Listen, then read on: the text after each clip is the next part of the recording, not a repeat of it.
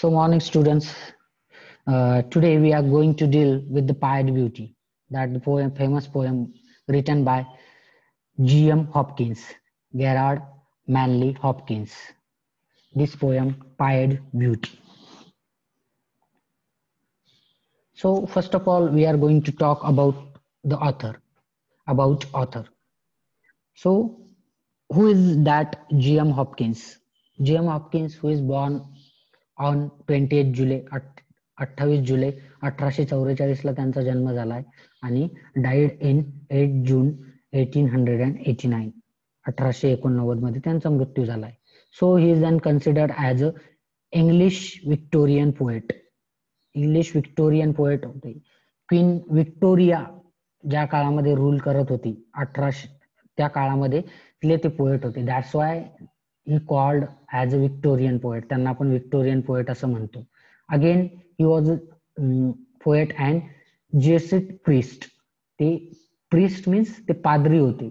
whose posthumous fame establishing among the leading poet, and his fame and his poetry, his literary work put him or place him the renowned poets of that age. त्या काळातील renowned poetच्या list मध्ये ते सामील होतात.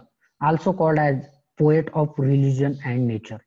आणि त्यांना poet of religion आणि nature पण कन्सिडर केलं जातं. Why? Because his most of his writings और his literary works which deals with the religion and nature.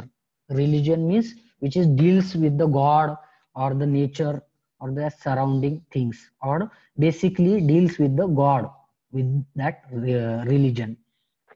He studied classics at Oxford and became a prolific poet. And he studied classic and become a prolific poet. Prolific here means आपण त्याला प्रोफेलिक, एखाद्या व्यक्तीला आपण जर प्रोफेलिक म्हणत असेल तर काय, तर तो त्याच्या कामामध्ये बेस्ट असतो आणि जास्तीत जास्त आउटपुट देतो त्याच्या कामाचं. So that's why he called as a prolific poet. Means he wrote many poetries or his literary collection is very vast. He best known for the integrate imaginary, and his best known or his works are known for the integrate imaginary. Also he recognized for a long time because of his style. Style means his writing style. Look here, whenever we are talking about poet style, then we are not talking about his clothes and his other things. We are talking about his writing style. त्याच्या writing style बद्दल आपण इथं बोलत असतो. तर त्याची एक वेगळी रायटिंग स्टाईल होती. हॉपकिन्सची एक वेगळ्या रायटिंग स्टाईलसाठी ते ओळखल्या जातात. Poetic genre as an innovative writer of verse. आणि ते एक इनोव्हेटिव्ह रायटर होते वर्सचे. वर्स मीन्स पोयम. वर्स म्हणजे पोयम. त्याचे एक इनोव्हेटिव्ह रायटर होते. इनोव्हेटिव्ह म्हणजे नवीन नवीन इन्व्हेन्शन, नवीन नवीन प्रकारचे इन्व्हेन्शन त्यांनी त्याच्यामध्ये केलेले आहेत.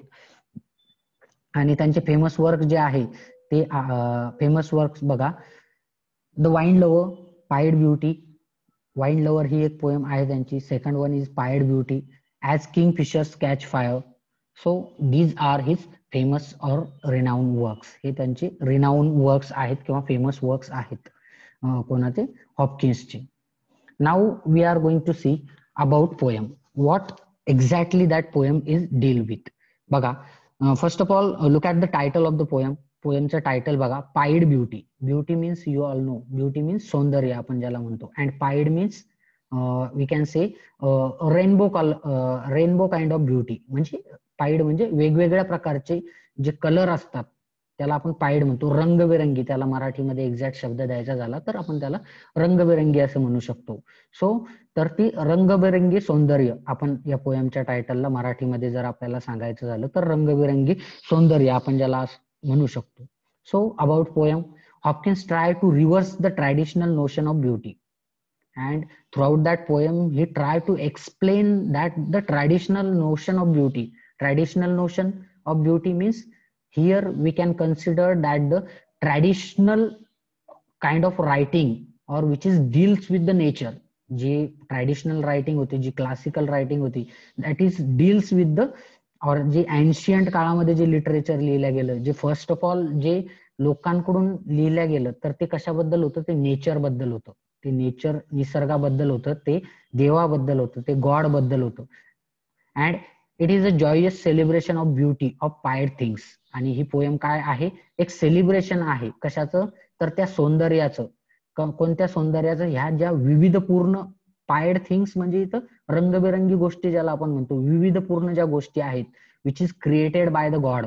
देवाने ज्या गोष्टी आपल्यासाठी तयार केलेल्या आहेत, ज्या कोणत्याही गोष्टी असतील, मग त्या निसर्ग असेल, पार पक्षी असतील, झाडं असतील, so all that things which is God has created for us, and we have to celebrate the beauty of that all things, that pied थिंग्सची जे आहेत ब्युटी आपण सेलिब्रेट केली पाहिजे.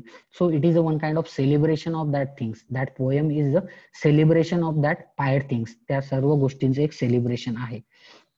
And again it is a curtal sonnet. Poem is a curtal sonnet. This poem pied beauty ही poem आहे, हे याला आपण कर्टल सॉनेट म्हणतो. सॉनेट मीन्स, सॉनेट हा एक कवितेचा प्रकार आहे. 14 लाईनीची जी पण कविता असते त्याला आपण सॉनेट असं कन्सिडर करतो.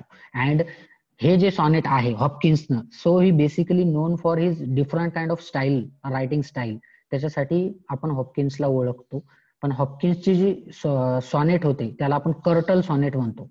काय होतं त्या 14 लाईनच्या सॉनेटमध्ये आणि याच्यामध्ये काय फरक आहे, तर जे पॅट्रार्कियन सॉनेट किंवा जे शेक्सपियरियन सॉनेट आहे तर ते 14 लाईनीचं होतं ओरिजिनल सॉनेट. आणि हे जे हॉपकिन्सने जे पोयम लिहिली, हे जे सॉनेट लिहिलं, ते आपण त्याला म्हणू शकतो 10.5 लाईनचं होतं, किंवा 10 लाईन आणि एक हाफ लाईन, 10 आणि एक हाफ लाईन अशा पद्धतीचं ते सॉनेट होतं. So that form is invented by him.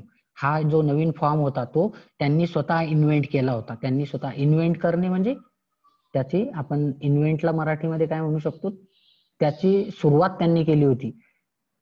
So that form is invented by him, which curtal the poem. Curtal means, curtal the poem म्हणजे शॉर्ट करणे. The curtal the poem to 10.5 line instead of 14 lines. आणि 14 लाईनीच्या व्यतिरिक्त त्यांनी 10 line आणि एक half line मध्ये त्याचं रूपांतर केलेलं होतं ह्या पोएम्सचं. So this is the one of the most famous poem by the Hopkins. हॉपकिन्सची सर्वात फेमस पोएम म्हणून ह्या पोएमला आपण कन्सिडर करतो, most famous poem. And it is deal with the different kind of beauty of the nature. आपण ज्याला बहुरंगी सौंदर्य असं जे म्हणू शकतो, वेगवेगळ्या प्रकारचं सौंदर्य. So that deals with the beauty. त्या ब्युटी सोबत ते आपल्याला. So throughout that poem poet try to praise the God or the things which God has provided us. They try to explain that things or try to praise the God. देवाला press करायचा प्रयत्न किंवा देवाचं एक प्रकारे गुणगान किंवा प्रार्थना ते करण्याचा प्रयत्न हॉपकिन्स इथे करतोय. And it try to tell us how that God has created that universe. देवाने हे युनिवर्स कशा पद्धतीने बनवलेलं आहे. And that all universe is created for us only. आणि आपल्यासाठी ते देवाने तयार केलेलं आहे. So look at the lines here. बघा, शॉर्ट पोएम आहे, 10 लाईन आणि एक हाफ लाईनची पोएम आहे, मीन्स 11 लाईनची पोएम आहे. It is a curtal sonnet. And look at the lines here. बघा लाईन्स बघा. Glory be to God for dapple things. Glory be to God for the dapple things. Means here glory be to God. Glory be to God means या line मधून काय सांगायचं आहे पोएटला, we have to thank for the God. We all have to thanks for the God. आपण सर्वांनी देवाला thank you म्हणायला पाहिजे, धन्यवाद म्हणायला पाहिजे. Why? For that dappled things.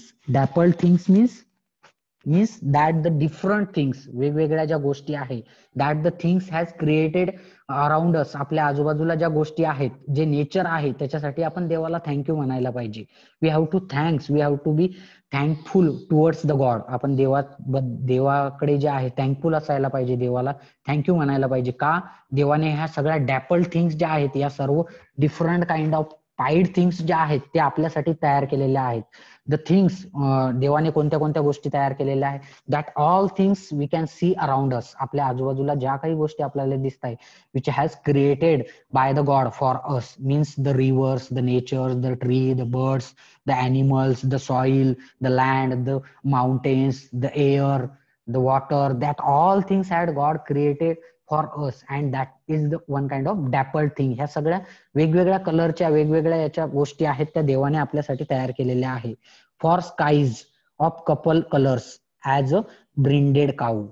And again in that second line काय म्हणतोय तो, for skies of couple colour of skies. Skies means sky, आकाश ज्याला आपण म्हणतोय, आणि तो कशा प्रकारचा आहे, कपल कलर आहे. कपल कलर, कपल म्हणजे आपण एखाद्या याला कपल म्हणतो, कपल म्हणजे दोन व्यक्ती, तर त्या दोन कलरचं आहे ते. आणि कशा पद्धतीचे दोन कलरचं आहे, as a brinded cow.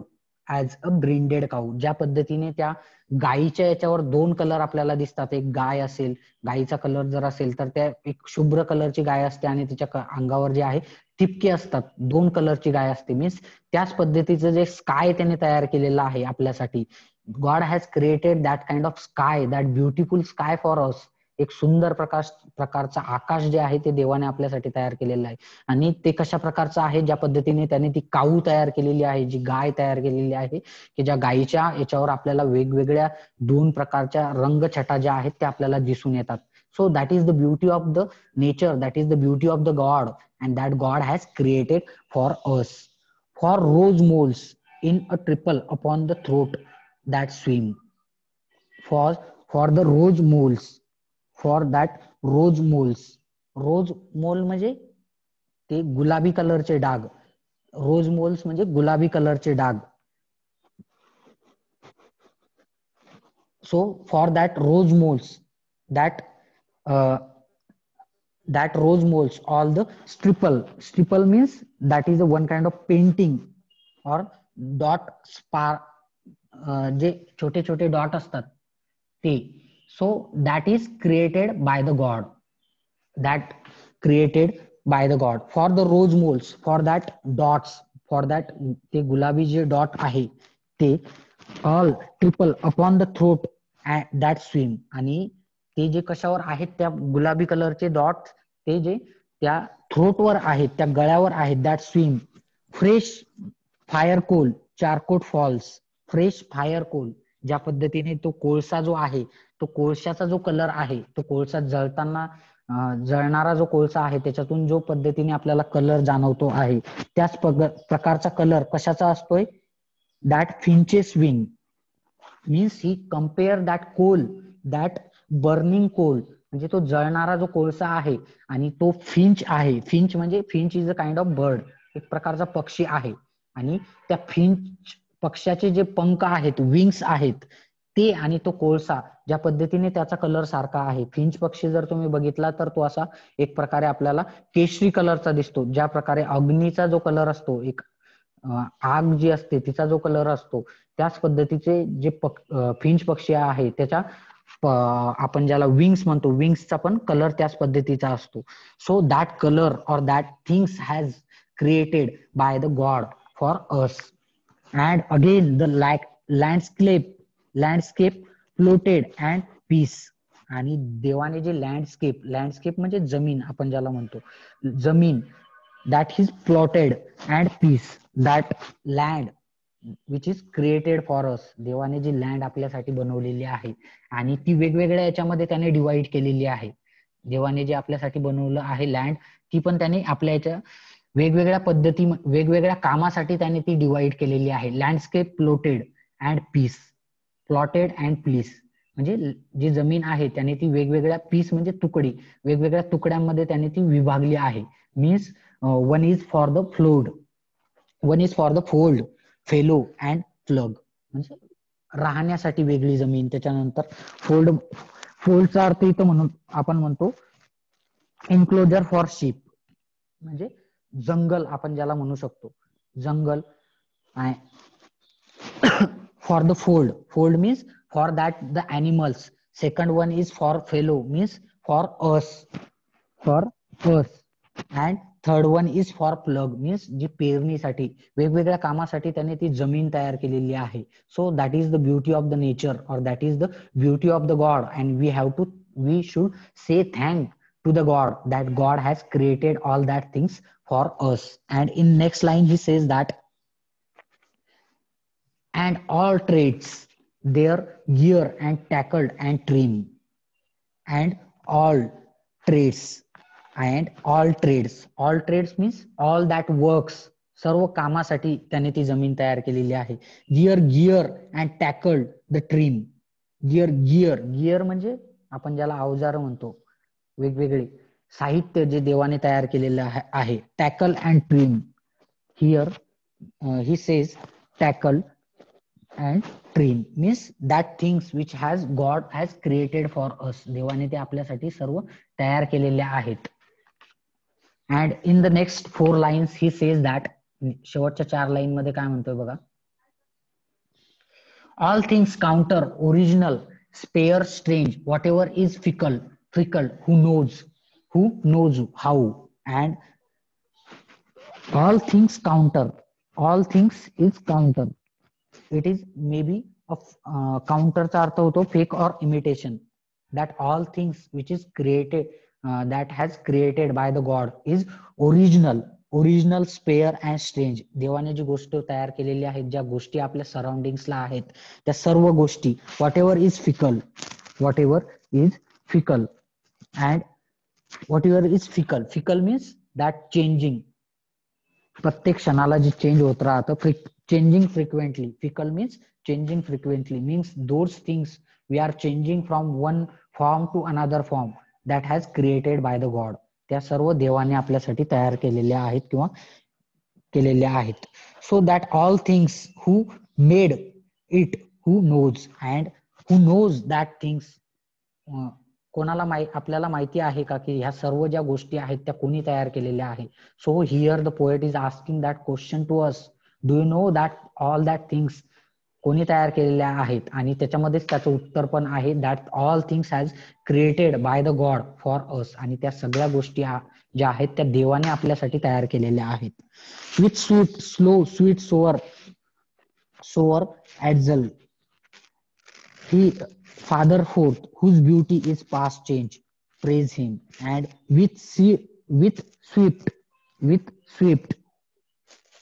means with that sweet sower, that all things slow, sweet, sower, adzel or dim, that all things has created by the God for us, and we have to say thank you to God for those things. And in last line he says that he Father forth, he means that God, that God is like a fatherly image for us. ते आपल्या सर्वांचे पिता आहेत. So he is saying that, Hopkins is saying here that, काय सांगतोय Hopkins आपल्याला, that God is the fatherly figure for us. Father forth means the God, देवाला उद्देशून म्हटलेलं आहे father fourth. whose beauty is past change, whose beauty is never change. Past change म्हणलेलं आहे means that never change, that all things has God has created for us. ज्या देवाने आपल्यासाठी सर्व गोष्टी तयार केलेल्या आहेत त्या कधीही चेंज होणार नाहीये. That all things are everlasting, त्या सर्व सगळीकडे शेवटपर्यंत राहणार आहे. And the last word he says here that praise him, किंवा त्याची पूजा करा. देवाने ज्या गोष्टी दिलेल्या आहे आपल्याला, तर आपण त्याच्यासाठी आपण देवाला थँक्यू म्हणायला पाहिजे. we have to praise him. So that is the one kind of curtal sonnet.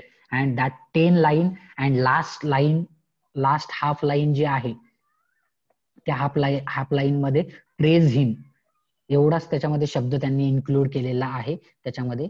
So this is the poem pied beauty by the poet G.M. Hopkins, Gerard Manley Hopkins. So throughout that poem, ह्या poem मधून आपल्याला हॉपकिन्सने एकच सांगायचा प्रयत्न केलेला आहे, we have to be thankful to the God.